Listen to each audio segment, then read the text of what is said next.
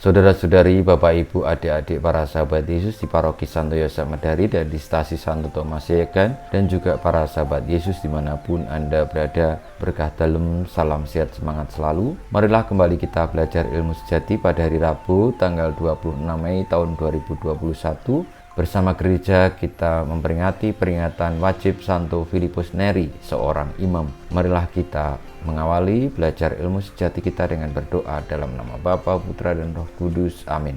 Allah Bapa, sumber kegembiraan kami, abdi-abdimu yang setia kau luhurkan dengan kesucian mulia, maka kami mohon kepadamu, kobarkanlah dalam diri kami api Roh Kudus yang menyala-nyala dalam hati Santo Filipus Neri, dengan pengantaran Tuhan kami Yesus Kristus Putramu yang hidup dan berkuasa bersama Dikau dalam persatuan Roh Kudus Allah sepanjang segala masa.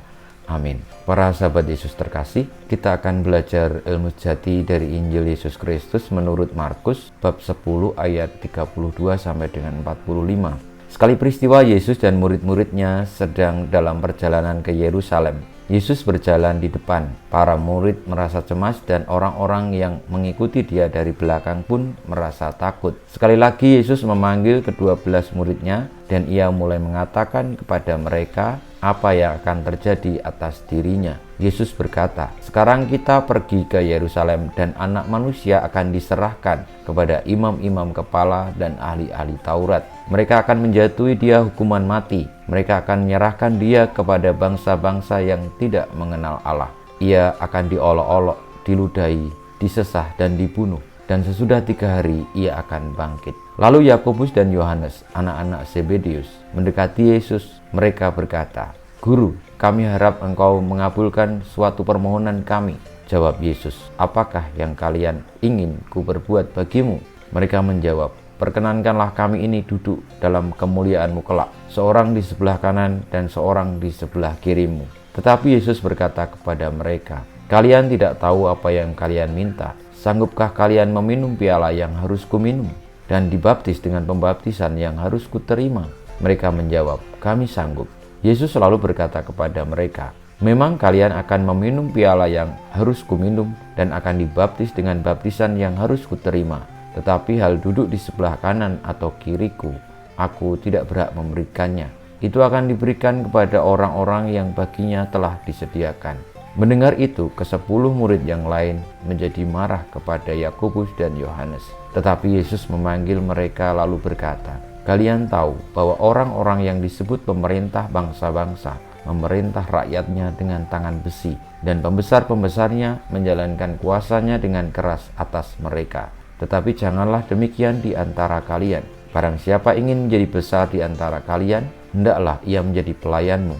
Dan barang siapa ingin menjadi yang terkemuka di antara kalian, hendaklah ia menjadi hamba untuk semuanya. Sebab Anak Manusia pun datang bukan untuk dilayani, melainkan untuk melayani, dan untuk memberikan nyawanya sebagai tebusan bagi banyak orang." Demikianlah Injil Tuhan kita, terpujilah Kristus.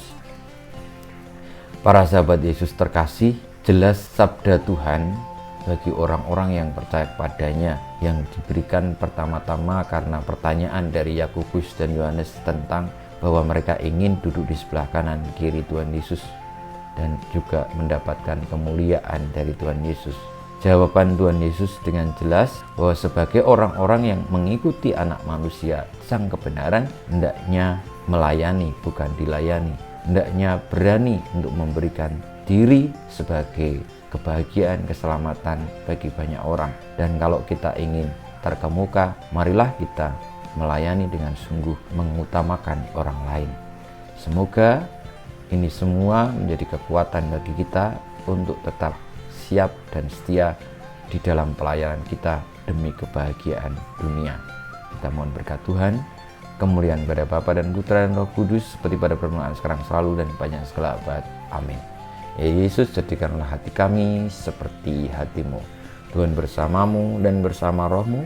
Kita semua, hidup kita, perjuangan kita sebagai murid Kristus untuk melayani, senantiasa dibimbing, dilindungi, diberkati oleh Allah yang Maha Kuasa, Bapa, Putra, dan Roh Kudus. Amin.